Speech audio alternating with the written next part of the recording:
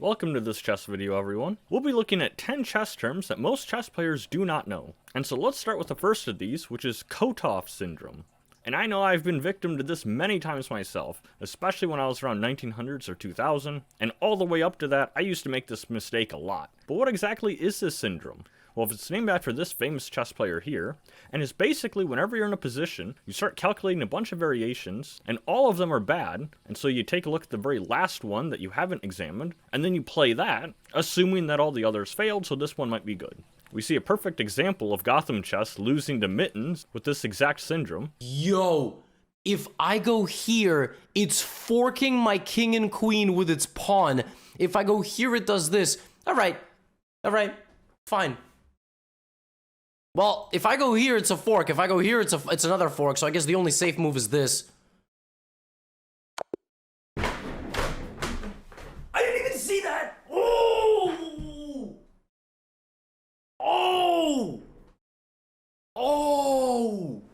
And so without calculating that move, he just simply played it. And then of course when he plays this, then Mittens plays the really unintuitive queen move back, and this is actually checkmate. Of course he could look one move ahead, he's an international master after all, but he completely missed this because he quite simply did not look at it at all. He saw that the other two forks were bad, so he just played the last move available, and that one ended up being worse. So don't fall for this syndrome, make sure that you calculate all the variations, and then choose the one that's best, even if all of them are bad. A real game is not like a chess puzzle, where only one solution is available, and so sometimes you're between a rock and a hard place, and you just have to pick the best line available. Next up we have the term long fianchetto. And I think most people have probably heard the term fianchetto, but what's a long fianchetto? For those who don't know, a fianchetto is something like this, where you put a pawn here, and then you fianchetto this bishop. So this bishop is considered a fianchetto bishop. And what makes it that is you have this little formation of pawns here. I've heard it called as a little hat, I've heard it called as a sniper's nest. Whatever the case may be, you have that pawn advance 1, and then you have the bishop on the long diagonal, and this is a fianchetto. What most people don't know is that that's only the informal name. The technical name for this is a short fianchetto. And so a long fianchetto is when you move your pawn 2 spaces forward, and then you do the exact same thing. So this formation here makes this bishop a long fianchetto. Generally speaking, a short fianchetto is safer because then the pawn on b3 would be defended, whereas here on b4 it's just completely out in the open. Now of course this doesn't have to be on that exact square. You may notice that also g4, which is the Grab opening, is also an example of a long fianchetto if they choose to move the bishop to g2. And if you want a good video on the Grab opening, you can take a look at this video I made a while ago, because it's got a lot of interesting tricks to it, and can actually teach us some pretty useful things.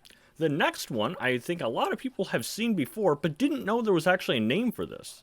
This one is called a cross-check. And of course, being a fan of memes, I think my favorite example of the cross-check is this position here, because of this meme. And so a cross-check is whenever you are put into check, white's king being in check here, but then you block that check by actually a discovered check of your own. This rook move would block the queen check, but also unleashes a check on the other king. And so a lot of people will just probably call that blocking with a discovered attack, or a discovered check, but not too many people know the actual term for this is a cross check. And if you want to see a lot more chess memes, I have a really good video of that here, perhaps one of my favorite on the channel. But now let's continue to the next chess term. The next chess term is hanging versus En Prise. And this is one of the first things that people learn, so it's actually kind of surprising that it makes the list. But yes, most people actually misunderstand what this means. At the very least, I misunderstood this for years. See, I was taught a little bit differently. I thought the difference was something is hanging when it could be simply taken for a win of material, and En Prise would be some kind of piece that's hanging but couldn't be taken for a tactical reason. For example, in this position I just set up here, I thought that the g4 knight for white was En Prise, because black could take this free piece, but then for a tactical reason it would lose to checkmate. And so it's not really a hanging piece, it's just En Prise. However, that definition was actually wrong. When I looked this up years later, this knight would be considered hanging, because even though it's not objectively best, you could take this piece and it is undefended by anything of white.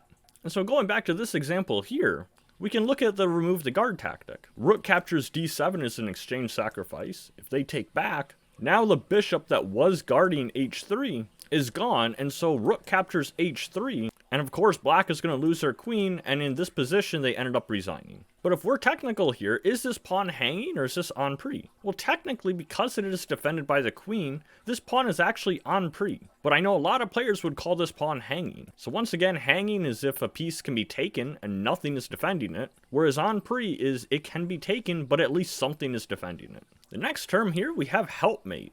And you don't really see this in chess games too often, it's really just more of a chess composition thing. But in these types of chess puzzles, a term helpmate means that both sides are trying to have one side win in a certain number of moves. In this example, we have a helpmate in 3, which means as bad as this position looks objectively, white can actually checkmate black in 3 moves, if black is willing to help with this checkmate.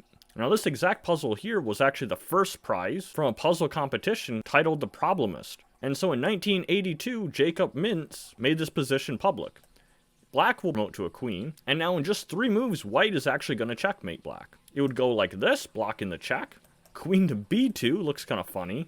Knight c2, queen b5, and then rook to a3. Of course, these moves are kind of silly, you wouldn't really play this in a game, but that's the whole point of a helpmate puzzle. You're trying to see how you can actually force checkmate in 3 moves, or whatever number the helpmate is, if the other side is trying to help you accomplish that goal. But okay, here's a bit more of a practical term. This term is called ply, and it doesn't only apply to chess, it really applies to turn-based games. Well, we can play pawn to e4 at the start of the game. Most players think that, well, that is move 1. Well, that's not entirely correct. Because if black plays e5 themselves, then e4 and e5 together is actually move 1. If you look at the PGN, both of these would be labeled 1. This move was white's first move, and this was black's first move. But together, that is still the first move. And so how do we denote a half move? Basically one side moving, but not the other. Well, that's where the term ply comes in. So one ply would be the e4 move. The second ply of the game would be black playing pawn to e5.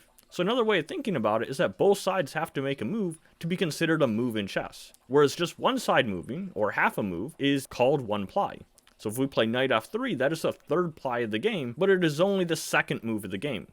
And knight c6, we are still only on the second move, but we are now on the 4th ply of the game. Next term is post-mortem, and more specifically post-mortem analysis. I told this to a chess beginner friend of mine, and they actually kind of laughed first hearing that term. They thought I was making fun of it, like I just came up with this joke, like post-mortem, like after they died? Like yeah, they lost the chess game already and now they're analyzing. But as funny as that joke is, it's not really a joke I invented, that's the actual term for it. It's basically whenever you finish a chess game, and then both you and your opponent are analyzing the game afterwards. There's always those quick little exchanges, usually just a few words, maybe a few variations. That back and forth is really important for how to learn for both players. And so it benefits both people to exchange ideas and what each side was thinking. You can see many examples in these pictures here. A lot of chess players do this, and the media loves to show it in tournaments. Over the board, it's just a really common thing that you see in the chess world. The next term we have is Zugswang, which is the German word for compulsion to move. And it basically means that one side really doesn't have any good moves left. If it was black to move here, then black is in Zugswang, because wherever they move the rook, they're actually going to lose it. And the only king move available is king to f8, but that loses the rook after this queen pin, and then this rook is going to be lost. Now there's a lot of rook moves available, so you might wonder, are all of them really losing for black? And the answer is yes. You can take a look at this chess video I made here, which is on queen and rook endgame, where I go through all of the rook moves possible and show you how all of them are actually losing for black here. And so here black is in Zugswang, because they have no really good moves available. The next chess term most people probably haven't heard of is a hypermodern opening. Well, it's a very specific type of opening where you're willingly giving up the center in such a way where you can strategically fight against that center long term. Probably one of my favorite examples of a hypermodern opening is the Grunfeld defense. And so it would look like this opening here. This d5 move characterizes the Grunfeld defense.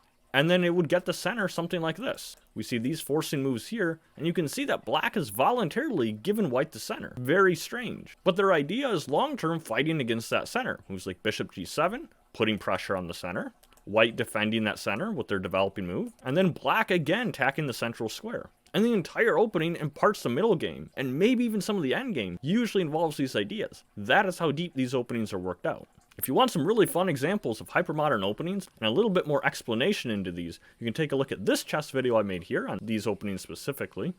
The next chess term here is Retrograde Analysis, and very similar to Helpmate, it is a type of puzzle format, but here you're trying to work backwards and figure out how this position could have been reached in a legal way. In this position, it is white to move, But what was black's last move? And how did they get there? Well, we can use a little bit of logic. Now, of course, the yellow part kind of gives it away, because chess.com shows the last move. But we know that the black king couldn't have been here, because that would put their king in check. It simply cannot be next to the white king. And so the only square available is a7.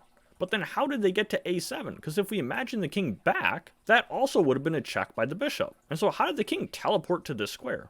Well, you could imagine a piece here, right? If there was a piece on b6, or anywhere on this diagonal, then a piece could move out of the way, like say a queen was on b4, the queen moves somewhere, and then it will be a discovered check. The king could then move to the corner. But we can see here there is no queen on g7. And so that eliminates all of these squares here, because there's no piece that could have teleported somewhere. So then there must have been a piece here on b6 that is moved for a discovered check, and then the king captures it on a8. By using that logic and moving backwards, we can see the only possible way that position could have been reached was this position here. If a knight was on b6, a knight moves, and then the king captures to get out of the discovered check. And that was an example of a retrograde analysis puzzle. We've proven that this position is legal and shown how we reached it, solving all of the problems we had along the way. Let me know in the YouTube comments how many of these 10 terms you actually knew before this video. I think most people don't know all 10, but even if you got half of them, that probably means you're a pretty good chess player. Or at the very least, you know terminology and probably been playing for a little while. Thanks for stopping by.